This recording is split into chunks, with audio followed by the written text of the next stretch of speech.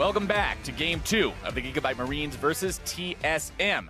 Heading into the second match, the Gigabyte Marines have chosen to play on the blue side. And going into it, how do you expect things to be, Vedius, for this draft the second time around? So this time around, Bjergsen can get himself the counter pick, but I do feel like that overall the draft from TSM wasn't even that bad. It was very much just the way in which they played. You have to give a lot of respect to the Gigabyte Marines punishing the mistakes made early on from TSM, but also, like, we have to look down on that bottom lane, right? The way in which Wild Turtle ends up solo dying, his positioning a couple of times in a lot of those fights was not ideal, and I feel like they just need to slow down a little bit, because what we're seeing from the Gigabyte Marines is they know how to use a lead. So let's see how well they perform when you have more of a neutral game. Let's see an even gold disparity when you get to around the 10-15 minute mark, where I feel that you would expect TSM to have a better understanding of how to play from a neutral position. They are typically known to be a very proactive team that are very smart in the way in which they set up their plays. And I feel like what we're seeing so far is that they were too keen to get back into the game when the Gigabyte Marines were just so good at punishing every time TSM tried to make something happen. And speaking of leads, Levi got that early one with the first blood from the invade coming out from TSM, and just what a superstar jungle performance he had after that. Just his Kha'Zix constantly going around making plays with the team, finding the kills, finding the setups. TSM has got to find a way to shut this guy down. We remember Rusty saying that this is the best jungler in the play-ins when he's alive. Yes. And when you have a scoreline of like 9, 1, and 8, like, you're alive for a long time. Yeah, you're not spending a lot of time dead if you've only managed to chalk up 1 the whole game. But that aggressive style, of course, sometimes lends you towards a couple of deaths as you have to go in and go very deep. But when your team's ahead the whole time, when you're always able to set those things up, man, he just got away with it time and time again. Did a great job for his team, really put the Marines where they needed to be the whole time. And everybody played their role, right? Optimus was finding the burst. He played well. We talked about Stark's performance, 5-0-2, when Hanser was, I believe, 2-5-0. So yeah, just contributing like a lot more to things. And then even in the bottom lane, you mentioned Wild Turtle's positioning, and we talked about how neither one of these two teams right now is really playing a focus on the bot lane. Everything's about our AD carry type of style, but the representative from the GPL, the Gigabyte Marines, they're used to saying, okay, you guys, you got the good game knowledge, you know how to be helpful, you know how to just sort of allow the rest of the game to flow and still be useful later, while Wild Turtle is trying to make these plays, and it didn't work out.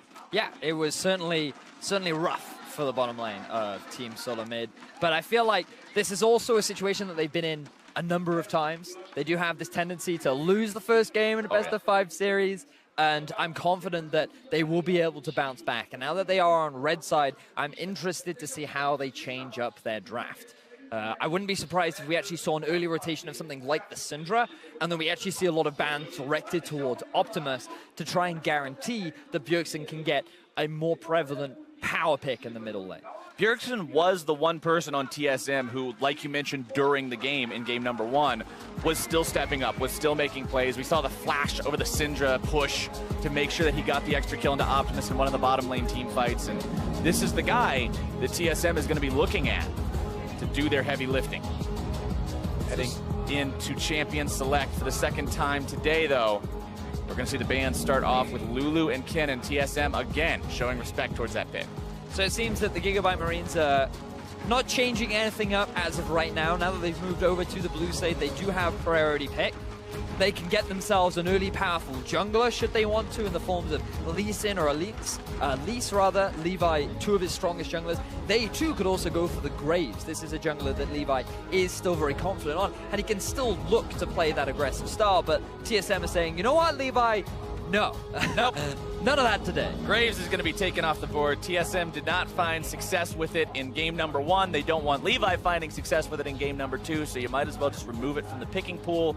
Shen taken out of the picture by the Gigabyte Marines so that they don't have that save potential to ruin their plans for those snowbally early plays.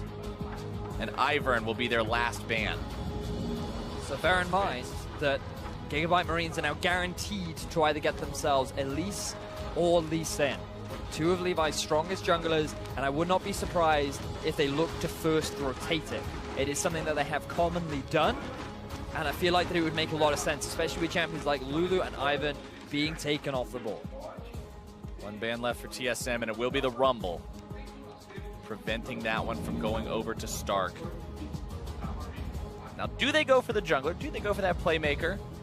Go ahead and just get Levi right where they need him, because both of those champions are up. They're only ever played as junglers, so even if TSM takes one, Levi could always take the other. And bear in mind, Svenskeren, a lot of discussion has been around what is his strongest jungler, and people would argue that it is, in fact, that Lee Sin. So TSM, they could look to rotate something like their AD carry, given that the support has already been locked in, and then get themselves a Lee Sin followed up with that, which is a very common draft, which they have done multiple times, especially during the finals against Cloud. And there you go, almost as if he knew what was going to happen ahead of time. Vedius with the predictions, the Ashe and Lee Sin both locked in for TSM. So now, if you're the Gigabyte Marines, what you would expect is something like an Elise to come out from Levi. You have to pick it on this rotation, right? You can't afford to have it banned away, unless he feels confident enough that even with Elise and a Kha'Zix ban, he still has something left in the tank to bring out against Team SoloMid. Ooh, they lock in the Gragas for the second time. It did wonders for him in game number 1, so they're pretty confident in putting Stark back on that one here in game number 2. And there's no reason why not to, right? Like, he had a great performance in game 1. It's a very safe, solid top laner. Nautilus had a few nerfs on recent patches, so it Gragas has now risen in priority, right? So I think that it's a perfectly fine, and I think that so far you've already got a pretty safe draft from the side of Gigabyte Marines. Yep, can't argue with success, and might as well just go ahead and sing the same song again, as they are going to be putting Levi back on the Kha'Zix from game number 1, even with Elise still available. Now, I wonder whether or not TSM go for the Syndra here.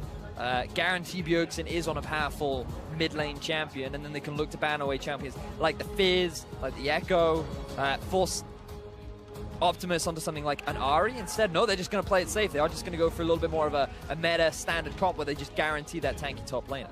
Well, tanky AP top lane versus tanky AP top lane. Two big damage junglers. But the difference here in the first half of the draft is we've got the support and the AD carry picked on opposite sides, so bans might differ up a little bit. TSM going to start things off in the second banning phase by removing LeBlanc from the pool. Again, throwing some targeted attention towards Optimus. Now, Gigabyte Marines, they too can look to ban away some of the supports like they did in game before. Thresh and Nami seem to be the go-tos. We know that Bifrost did play a lot of Thresh during the regular season, and its playmaking potential against champions like Karma are also very good. I wonder whether or not Gigabyte Marines just go for exactly the same composition that they went for before. I mean, the Ziggs was perfectly fine during the laning phase. Sure, he struggled early on, but he was getting to a point where he was just going to become that pushing bot anyway, right? And a lot of those fights, he did a lot of work. So I wonder whether or not they will just stick to what they've already had work for them in game 1. TSM decide to take Fizz out of the picture as their second and final ban of this second banning phase. An overall draft. One more to go for the Gigabyte Marines. Will it be the Nami again? Do they want to keep focusing on the support role? Or do they maybe want to throw one the way of Bjergsen? Looks like the choice is going to be the Nami yet again. Just targeting what Biofrost can do there in the bottom lane. They know the last time things worked out pretty well for themselves. Turtle was not able to contribute in a meaningful way to TSM's game plan. He did have a couple really nice arrows, so that's one thing that TSM can always sort of bank on, is him being able to try to hit those and set things up.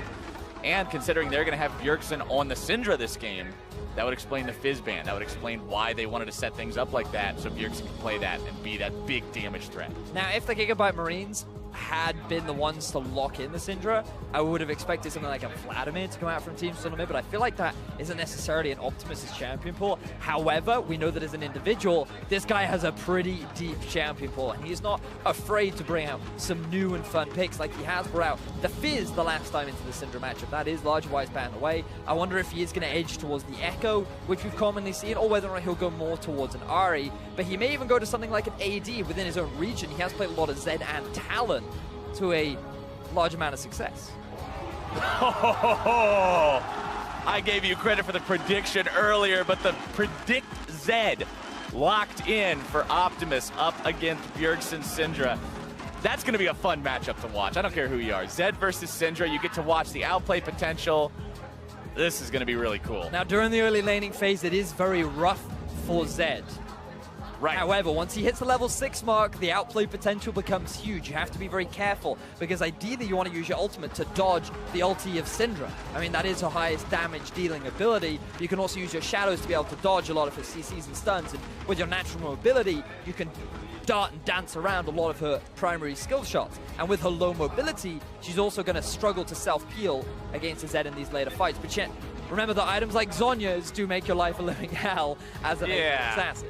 A little bit difficult to get your damage done through that golden statue phase, but Biofrost will pick up that Braum for himself, the last pick on the side of TSM to go into this second game. And one thing I'm not expecting to see in this one, Vedius, is a level 1 attempt at the chicken game. Yeah, I think that TSM will go a little bit more standard this time around. Now, the bottom lane of TSM, they don't have the same sort of pushing or threat that they had in the game before, but I think that the Braum makes more sense in terms of the overall composition. What Braum is really good at is his ability to disengage and his ability to peel. So when you have two low mobility carries, having this Braum is going to make Zed's life even harder when he wants to try and get onto the backline. You also have a Nautilus and a Lee Sin sitting on the front, so every time he tries to go in, he's just going to get knocked right back out again. And it makes Kha'Zix's life that much harder too, Exactly. right? It's going to try to prevent Levi from becoming that monster that he was in game number 1, not allowing him to be that effective as the fights go on, reducing how well he can use those tools built into that assassin kit. So the standard hashtags, I feel like the Gigabyte Marines may very well get a few more after that game one They had to have performance. won themselves some fans with that game 1 performance, managing to take down a heavily favored opponent, one of the biggest League of Legends dynasties out there, and the Gigabyte Marines said, you know what? We don't care. Yeah, and that's what I love about them. The fact that they didn't play scared. They didn't show TSM a large amount of respect. They took a lead, they went with it. Yeah, they played against TSM the same way they were playing against the other teams in their group during the first week of the play-in stage. They just treated them like anybody else. You turn the nameplates off, and you're not up against Bjergsen, you're up against a Syndra. Just do the same thing you would do against any other Syndra. And now TSM invading through the bottom tri-brush. Not really going to find a whole lot of success there. Instead, get 2 hits on a ward and eat some bombs for their trouble. And the instant response from Levi too, going to move in, get the deep vision around the Raptors so they can spot out where Svenskaren's looking to start his early jungle pathing. You would expect him to start in the top half of the map, given that early on, if you want to try and gank anywhere, it would very much be towards either the Syndra or down the bottom lane. But I feel like in terms of early ganking, we shouldn't see very much action. I feel like that for TSM, excuse me, they just need to play things cool, calm. Slow and steady. Yeah, they have a great scaling composition around the mid game. When they get the 2-item spike is really where their composition turns on. They can utilize the fact that they have a Syndra and Lee Sin as a roaming death squad because they're guaranteed to have push in the middle lane. We just don't want to see any aggressive, violent forces from the side of TSM because that is what cost them in game 1, and the Gigabyte Marines were very good at punishing those small mistakes. Optimus just enjoying some of that level 1 Syndra action where the ranged auto attacks and the orbs together make your life pretty difficult. Yeah, it really is it's a tough matchup early on for the Zed. Level 2, he's likely going to get his Shadow for a bit of extra range harass, but it's also his safety tool, right? So if an early gank does come in his way, he will have another means of being able to escape. You know, we actually see interesting pathing from Levi heading towards the bottom half of the map. I was going to say, speaking of early gank potential, Levi now moving into enemy territory, thinking about stealing away Svenskaren's blue, but Sven heading towards that now, might just discover him. Levi still has his ward. Oh, he's just lying in wait. Wait. He's going for the cheese. Svenskaren, though, going to spend some time at Wolves. So Levi says, all right, I don't care. I'm just going to start this up. But this is really bad for Levi because now Svenskaren is going to be in a much better position. He's also level 3. Well, will he be able to clear it fast enough? Levi needs to put in a little more work under this blue buff. Sven's going to be there in just a moment. Levi barely getting that one out. He's looking for a He's trade dancing too. around. He wants to fight this. He doesn't care. Svenskaren now going back in with Resonating Strike. These two are going to be fighting to the death. Svenskaren taken low, barely getting himself away. The red buff is ticking. And first blood to the Gigabyte Marines jungler. 2 games in a row, Vedius. But TSM responds in force. This time Bjergsen says, no, this is not happening again. I will shut that down right now. No, stop it, stop it. He gets himself the double buff. He gets himself the kill. And while they do lose first blood, the Gigabyte Marines, they just invested a little bit too much. The fact that Optimus could not collapse faster than Bjergsen is going to be massive for the mid lane matchup. But here we see Levi at this point, I feel should just disengage. He should just leave. He got the blue buff. He's happy. Both junglers choose to fight because Svenskaren knows that Bifrost is coming in, and with the exhaust, he's going to be able to win that matchup. But Levi feels confident because he has Archie and Slay following up from behind. The big turning point is the fact that Turtle's able to get there faster, but in particular, Bjergsen flashes over the wall with the level 3 as well. But now he has no flash. Bjergsen has double buffs, though, but not for long. Levi comes back in, and Optimus is going to be given the kill. TSM's mid laner falls. Now Archie trying to get himself away from Garen's counterattack. Jumping back over the wall with the safeguard. He had Biofrost waiting just so he had that escape route.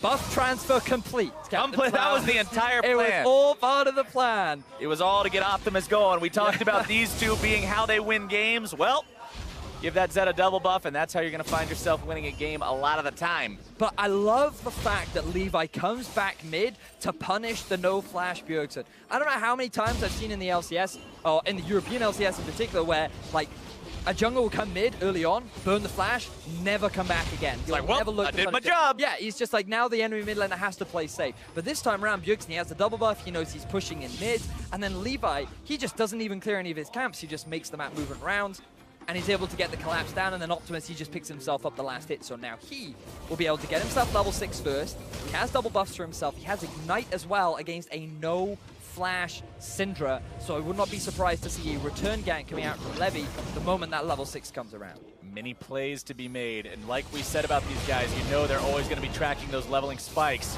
Levi in some real trouble, though, going to be caught out and punished as Bjergsen grabs himself a kill.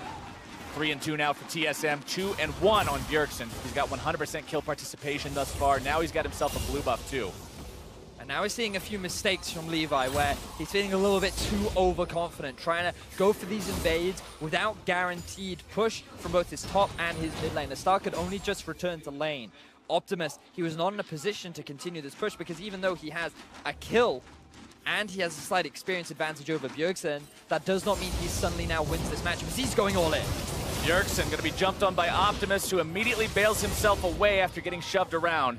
Deathmark not going to do nearly enough. Bjergsen doesn't even need to get himself all the way back. Instead, just going to go ahead, eat one of those biscuits and hang around.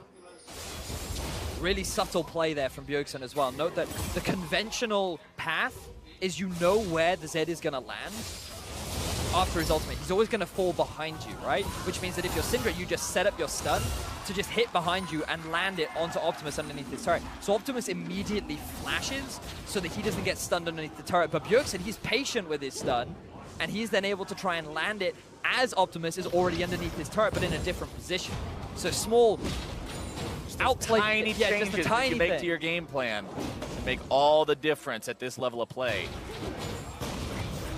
That's not exactly where he wanted just to go. Trying to give him a drink. Yeah. A little dehydrated there, Hornson. Take a sip. But neither one of these two really in any supreme danger. A lot of Doran's rings between them, though. Oh, yeah. Fellowship build coming into fruition right now. We're going to have all the rings of man at this point. We're going to have something up there. These guys just making sure they're invested into that early game. 48 to 54 CS, both farming around the same rate as well. Biofrost in this bottom side river, laying down some vision, just roaming around a bit. Turtle's just cool hanging out underneath the turret. Keep in mind, Wild Turtle does have that ultimate available. Enchanted Crystal Arrow can be used to set up those plays, but Mega Inferno Bomb also online for Slay. Remember what happened to Wild Turtle in game number 1 when he didn't respect the burst power of the Marines' bottom lane. It's very true. It's very, very true. Now, Bjergsen with Sven is moving towards the top half of the map. Optimus is going to use this as an opportunity to try and push mid, but Starkey doesn't have mana. He does have flash, but no ulti. This is going to be a very difficult situation to get away from with the 3-man collapse. Haunter needs to get himself away from the turret. He does so, and Svenskaren grabs the kill onto Stark, as now they'll put the pain onto the tier 1. Clean dive from the side of TSM. They had river control. They knew that it would be too late for Stark to notice before they were able to get themselves the dive. And they should be able to get themselves the first tower of the game. Now, the Gigabyte Marines, they're trying to respond by getting themselves the Infernal Drake. And they'll do so. But that turret first blood will go the way of TSM. That's a nice chunk of gold going into their pockets, and they're 2K up. Oh, for sure. I think TSM can be pretty happy with that. They can keep sending Haunter up top, but now he has a little bit more freedom to make more map movements, right? He has his TP coming up fairly soon. But notice how Gigabyte Marines are using this as an opportunity to get deep vision down the bottom half of the map. They want to try and make a play towards this tower, but Haunter's already making his way down there. Levi trying to jump onto Wild Turtle as Optimus makes his way into the fight. Death Mark is used. Mega Inferno Bomb comes in for the help. And you can see the Shuriken on his head seals his fate. Biofrost is not there in time. And Levi, the blue buff bandit, I'm pretty sure he has stolen every single TSM blue buff this series. Managed to get that one as well as the kill, but Bjerg and Sven are here to try and avenge their fallen comrade. Heal used, flash as well. TSM not able to find anything. So TSM made the correct decision in trying to respond to the collapse, because if Gigabyte Marines had stayed there trying to take that tower, it would have been a 4 versus 4 that Stark could not have joined. Bjergsen would have had everything available to him, whereas Optimus had just used his flash, or rather he just used his ultimate and he lost his flash earlier on in the play. So Gigabyte Marines forced to disengage, and TSM, they keep their turret alive down in the bottom lane. Meanwhile, Haunter walks back up topside in just perfect timing to catch that entire wave. Turtle now hanging around mid lane, working on that Blade of the Ruined King. Morello Namicon will be the build for the Ziggs as per usual. Tracker's Knife with Warrior's Enchant done for both of these junglers. Tracker's Knife pretty much the staple of competitive League of Legends play, making sure you can get down more of those wards, keep more of an eye on your opponent. Especially for a team like Gigabyte Marines that likes to make these early plays, likes to get in the enemy's face, especially in their jungle. Wards are so big. For sure. Now, if you are the Gigabyte Marines, the best case scenario for you is to actually get this bottom tower down as swiftly as you can, because then you can move the Ziggs and the Karma to the mid lane to start dealing with Bjergsen, and you can move Zed off to a side lane. The best scenario for an AD assassin is just to be free farming where there's no real threat. You can just get all your goes. Haunter goes. Oh, that was very aggro. Now they're going in, looking to make even more happen if they can. Optimus goes down, and Bjergsen goes up to 3-1 and 2. TSM is not going to be waiting around this game. They will turn the Marines' own game plan against them. The swift collapse coming in from Haunter, using his flash to lock down Optimus, and now they land a stun. Now Stark, he's in trouble. Svenskeren able to go in, make the kick back. He dies for it. Mega Inferno Bomb comes in. Stark actually hasn't gone down yet. Biofrost in from behind, flashing forward, looking to make the move. Levi's going to grab a double kill. Bio having to get himself away from that turret. Stark is still alive, Vedius. But it ends up being a 2-for-2 overall. Svenskeren tries to set up the kick so the rest of his team can get the follow-up, but Stark, he's so tanky at this point in the game. He's got 3 Dorian's rings and half of a hoodie. And he's a fat man. This guy just doesn't take damage. It's insane. Bjergsen does a great job, though. He's able to pick himself a number of kills, 4, 1, and 2 right now. And we just see this happened the earlier pick, and I feel like you don't need to go for this kick here. You end up trapping yourself underneath the turret against Levi, and also Bjergsen gets zoned out by the big ultimate there from Zig. The fact that Levi just goes in by himself, he knows he's gonna die, but he's like, you know what, I'm just gonna try and trade kills as much as I can. I have to get something back for my team. But wow, back and forth TSM, they're not able to get themselves that mid-tier 1, which really would have opened the map up, but now we see this shift. You can see Ziggs being forced to move into the middle lane. Zed, I expect him to be down the bottom half, and they're gonna keep Gragas up top. Optimus sitting on top of a ward that he's not 100% sure is there, but dropping the sweeper. Now he knows. Getting himself away as Sven jumps in. Bio and Turtle will not collapse in time. They have the range advantage. They're going to start putting some pressure down onto this tower. Speaking of pressure, Slay doing the exact same thing. He needs to be careful. They do have good vision around the river. But the possibility of a collapse is always prevalent, especially with Haunter having a TP advantage. Now, what I'd like to see from TSM is try and force a play knowing that Stark cannot join the fray. Notice how far pushed in he is in the top half of the map. They should look to try and get some vision so they can set up a flank around this mid-tier 1. As Sven finally gets himself a smite. Sven smiting away that big chicken. As the TP comes in, TSM thinking about forcing something here. Haunter completes the teleport. Dredgeline not finding any sort of a mark, but Optimus goes down as he tries to make the play onto Wild Turtle. Svenskeren not going to be taken low, but not going to be taken down. Haunter is a raid boss in the middle of 3 men. Does not matter. They are able to find 1. Levi's going to be caught by the stun on the very edge. Now a little bit more damage to take him out, but the shutdown over for Slay onto Bjerg. 2 dead on TSM, but it's about to be 3 on the side of the Gigabyte Marines. Almost make it 4. Stark and Levi still might be looking to make some magic happen here. Levi's so very low. but Stark once more goes right back into the fight. TSM will escape over to Wild Turtle, who this entire time was working on that tier 1 turret. Gets another objective for TSM, and they'll go up to an almost 3,000 gold lead after a bloody jungle fight. So this time, TSM, they're in much more control over the game. They're winning far more of these fights. They just overcommit a little bit too often. So what we see is Optimus coming in from the flank. He wants to try and get the kill down onto Wild Turtle. He feels that in this situation, he's able to get it with the heal, the exhaust, and the power of Braum. You're identifying why this pick was being brought out from TSM as an answer. Meanwhile, he just 1v3 in the back of this fight. He knows that the rest of his team is looking to get the follow-up. And at this point, I feel TSM just needs to disengage. But Levi coming in with a very swift heal along with the dangerous game pass to give him a bit of additional health means that Gigabyte Marines are able to get a couple of kills. But TSM, they still have majority control. They get the mid tower, they get the kills that they want, and they also have primary vision around this Mountain Dragon about to spawn. Mountain Dragon spawning. TSM would love to get a piece of that. They have lost control over every Elemental Drake in the series so far. Svenskeren just going to go ahead and tag that one up with the Sonic Wave, see if anybody's hanging around. And now TSM will start this one up for themselves. Bjergsen 4-2-4. Very scary on this Syndra. Definitely the guy that you got to watch. Explosive Casket, Enchanted Arrow, both going to be finding nothing. Turtle in some trouble, going to be taken very low. Optimus evading some trouble with that Death Mark, as now he is down, but so is Sven.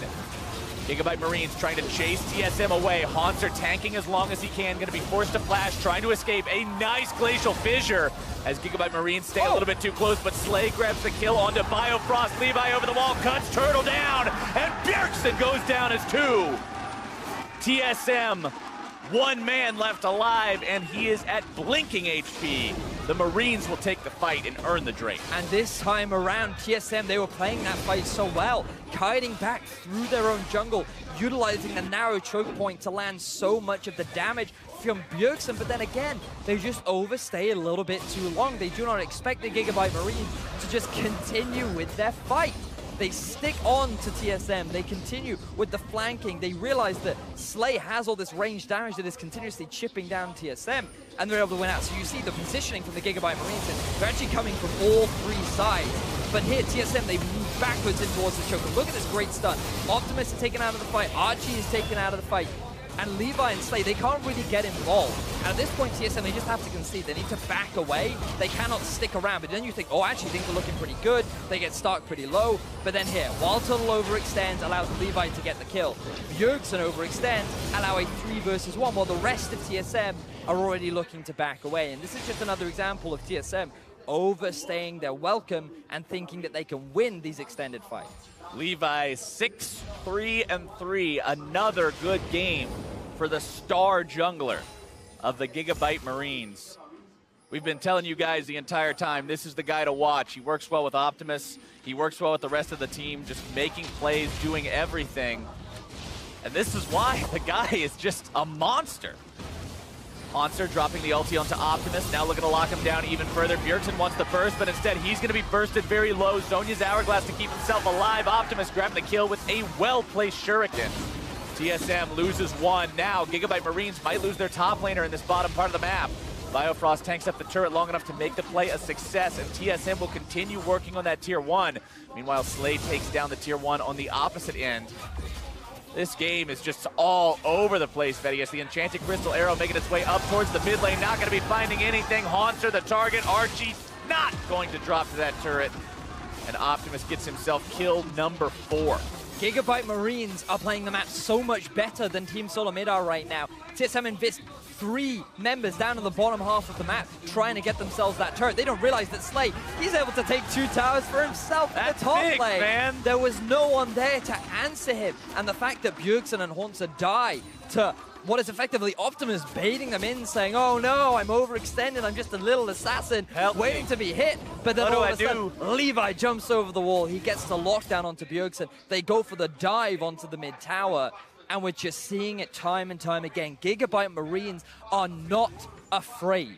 This is a team that when they see a wall, they do not go around it. They do not climb over it. They charge head first, straight through it, and they are demolishing every resistance that TSM is trying to put up against them. And Levi is the man with the sledgehammer. just taking this down brick by brick. You can see the gold differences that flashed up there on the bottom part of the scoreboard for a moment. Another massive lead over his counterpart in Svenskeren is why Levi is able to do these things. We've seen since Svenskeren tried to set up plays throughout this game, and a lot of them have gone awry. We haven't seen any of those huge successful kicks that Lee Sin is drafted for.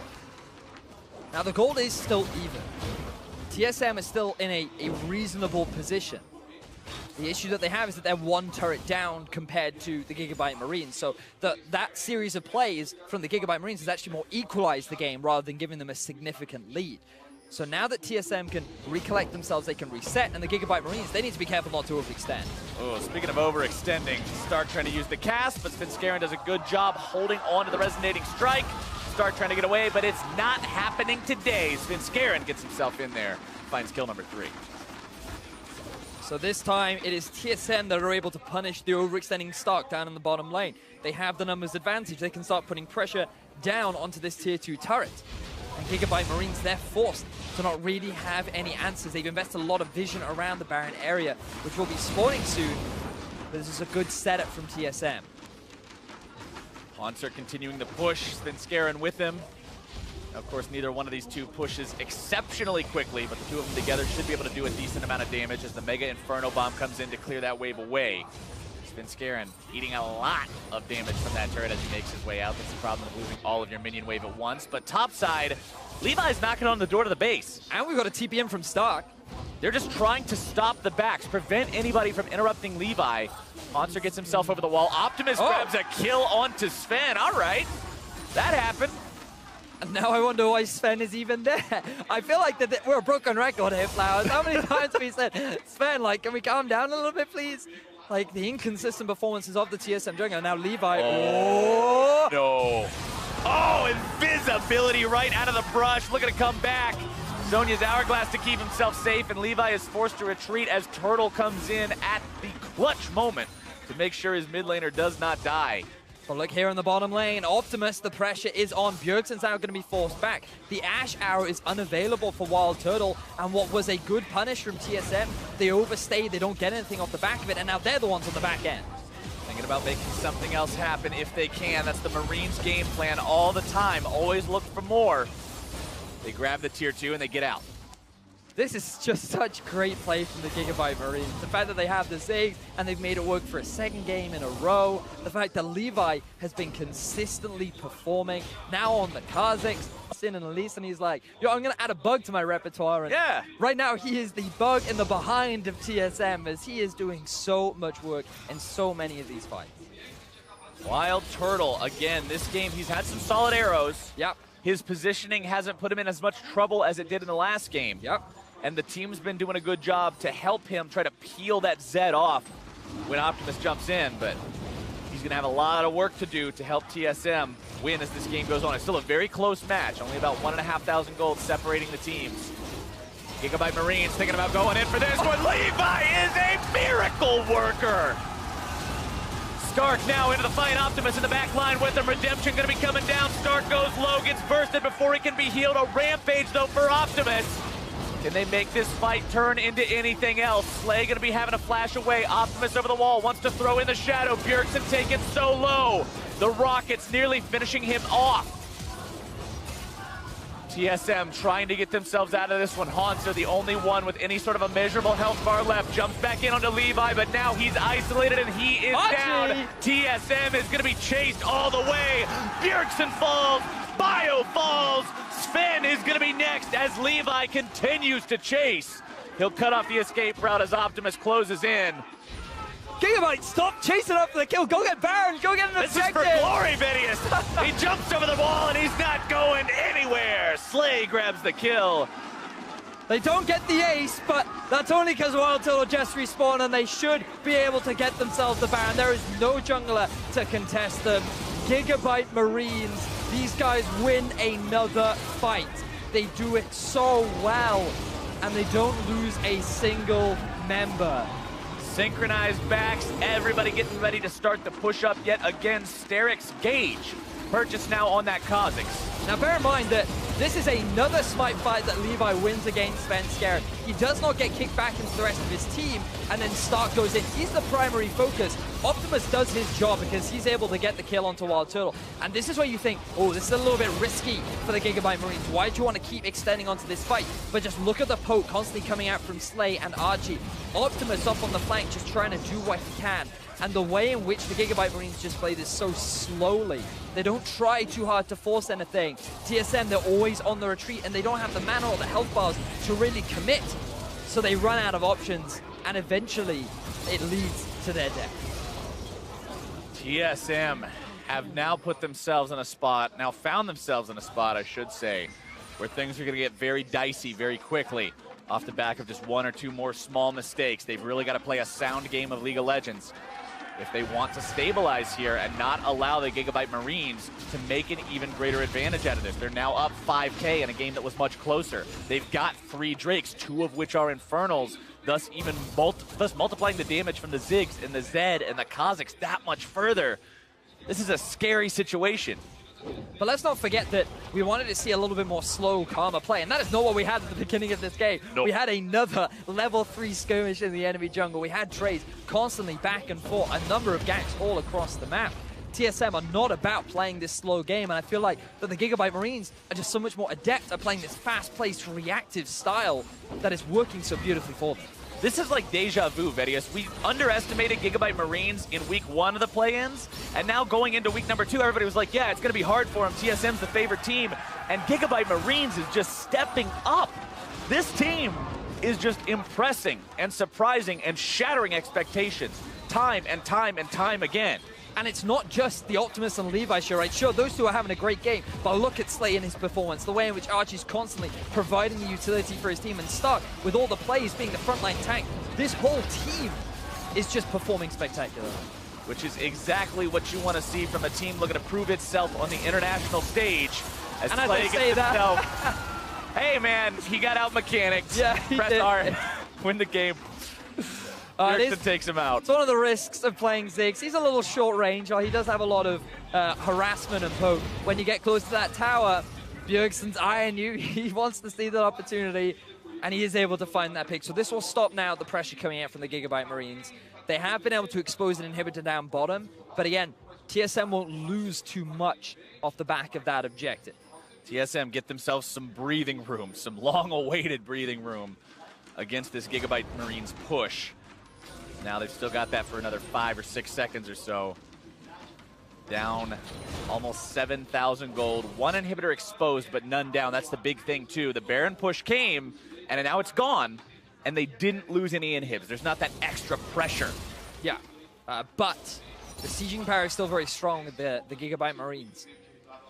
All they need to do is send Optimus off onto a sideline, who at this point can 1v1 anyone. Bear in mind, he's got 2 levels on Bjergsen. He's got an entire level on Haunter. He's completed both the Black Cleaver and the Ghost Blade, working towards his Dusk Blade of Drakthar. And such a sinister name for him. I know, right? And when you're an 8-3 but that's even more sinister. Yeah, the right? whole thing's just a sinister situation to have to deal with. The man is frightening. Especially if you are Wild Turtle. I mean, Bjergsen's at least got the Zhonya's Hourglass. Yeah. He's got a barrier. He's got tools to prevent this. But Wild Turtle, you catch yourself anywhere near Optimus and Biofrost isn't sitting right there on top of you, you are dead. Yeah, no sash will save you now. You will not be able to remove that death mark. But he still has to get the damage down. It's all about Biofrost's exhaust. Now we actually see Stark posturing, well, back. He ends up getting hit in the face by a ball. Yeah, good disengage from TSM, making sure that Stark isn't able to get in there, find an explosive cast. Levi forced to jump back. Biofrost jumping in. TSM deciding this might be where they want to fight, but Bjergsen is down! That is not the way you want to make a fight happen. TSM going to be jumped on. Optimus into the fight. Wild Turtle taking low. Haunter on the back line. Redemption comes in, and Haunter will not find anything.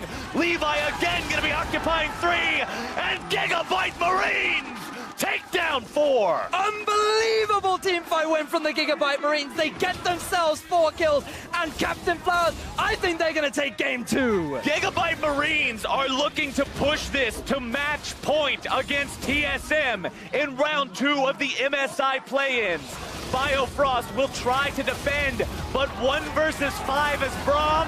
I don't think so. 2-0, Gigabyte Marines. What a game. Listen to that crowd. You know, like, at first, people are like, all right, TSM, they lose the first game, it happens. They were a little bit too overzealous. They tried to make too many plays happen, and fair play to the Gigabyte Marines, they punished very well. Right. Game 2, surely they'll reset, they'll cool down, they'll play a little bit more conservative style. But they still make a lot more skirmishes, but this time it definitely goes much more in the favor of TSM. They have more of the goal lead in the early game. They're setting up a lot of plays. They're the ones now punishing that of the Gigabyte Marines. But when it comes to these team fights, the way in which these guys coordinate, the way in which they execute is just so enjoyable to watch, and they seem to have TSM's number. Yeah, every single time you're seeing Levi get so aggressive in this early game too. You talk about, oh, maybe TSM can take it slower and steadier. Maybe we can just tap the brakes a little bit, put on the cruise control, have a nice drive through the country. Not when Levi's in the car. Levi. That's not going to happen. The man is always looking to make the moves. And with the Gigabyte Marines now 2-0 over TSM, we're going to send things over to the desk to get their thoughts on that game.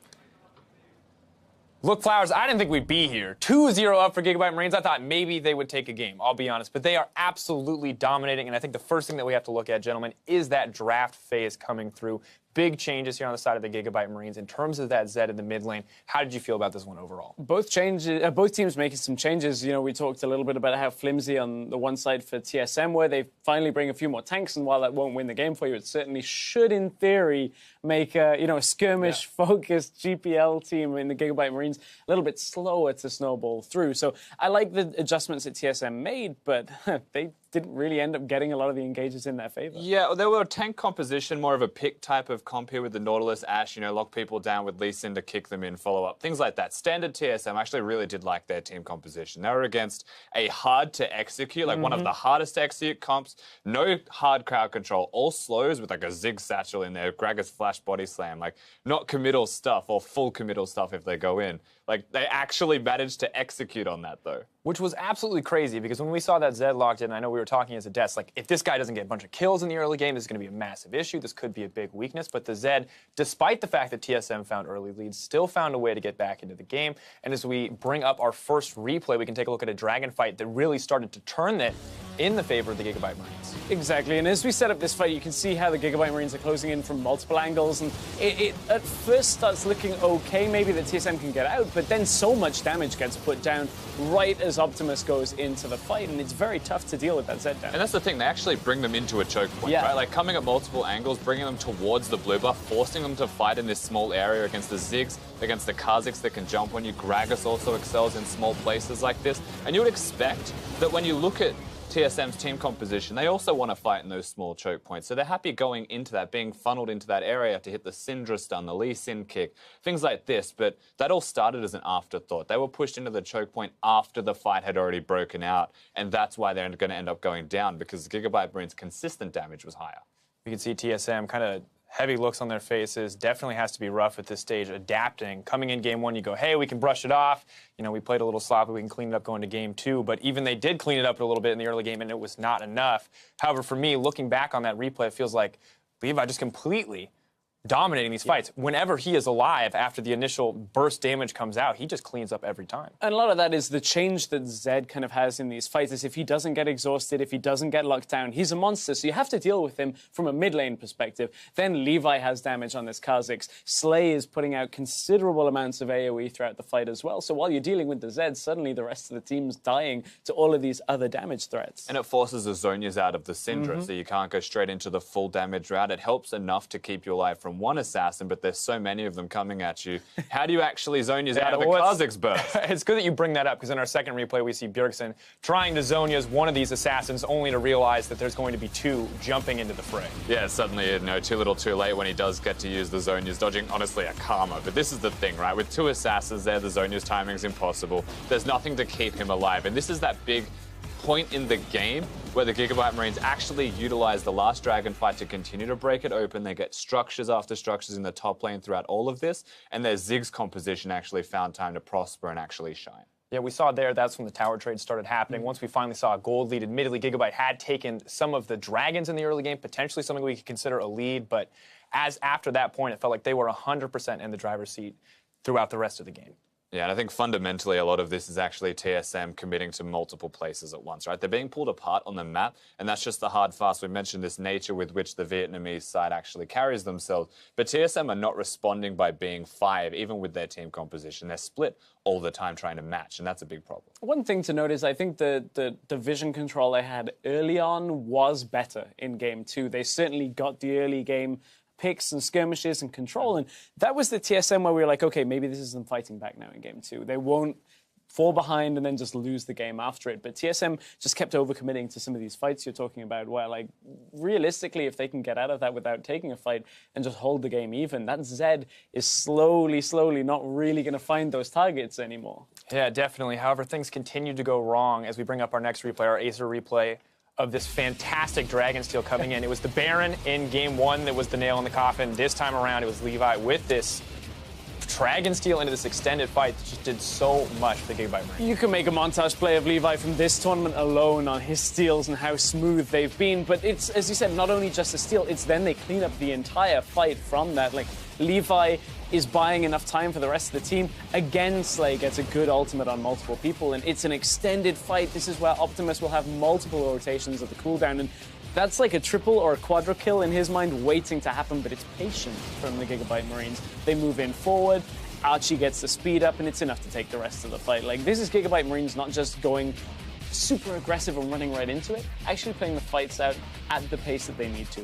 And that's something that you were talking about earlier, Rusty. This is kind of the pick composition on the side of TSM, kind of like that shotgun. They get one shot, they kill a couple people, that's the fight that they win. But when you get extended, it just feels like there's no way you're going to match the damage output of that Kha'Zix, of that Zed. And you keep fighting the Gigabyte Marines inside the jungle. You keep playing the game of League of Legends at their pace, then you're playing in their ballpark and giving them too many opportunities to come back into games, with TSM having a gold lead in this one.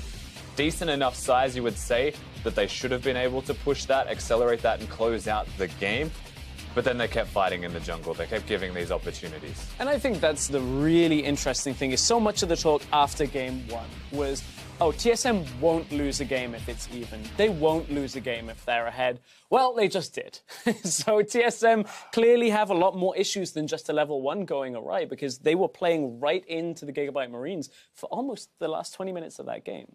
It just feels like a little bit not coordinated on the side of TSM. And of course, as we look towards further in the game, it seems like it only gets harder from here. However, we're going to step away. When we return, we'll see if Gigabyte Marines can complete the sweep against TSM. Meet us back here for Game 3 after the break.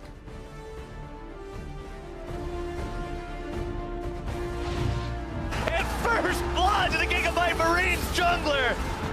2 games in a row, Vedius. But TSM responds in force. Monster is a raid boss in the middle of 3 men. Does not matter. They are able to find 1. Levi's going to be caught by the stun on the very edge. Now a little bit more damage to take him out, but the shutdown over for Slay on Bjerg. TSM is going to be chased all the way. Bjergsen falls. Bio falls. 2-0. Gigabyte Marines.